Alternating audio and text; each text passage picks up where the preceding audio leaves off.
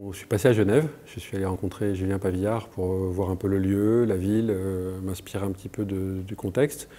Il y a l'idée du vent, moi j'avais un projet de marche depuis longtemps, donc la marche, le vent, ça se parlait bien, la promenade.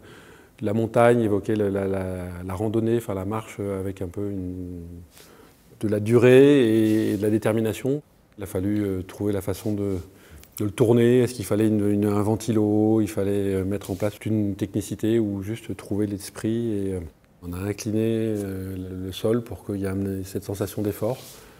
À chaque fois qu'un mouvement raconte un état d'esprit, une humeur, une émotion, et donc j'ai essayé d'être là-dedans et de bien m'imprégner de quelque chose. Et puis bien j'y vais, et j'ai une musique dans les oreilles, je suis joyeux.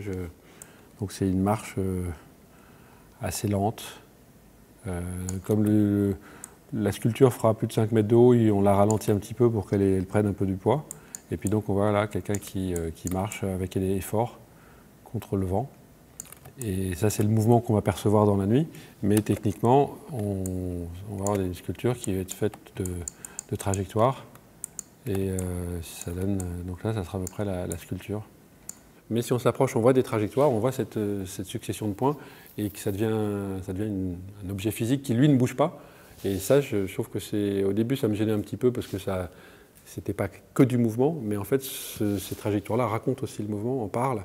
Et c'est comme une écriture, parfois, ça fait des très très belles trajectoires qui racontent chacune son rythme, son mouvement, sa graphie, comme une calligraphie.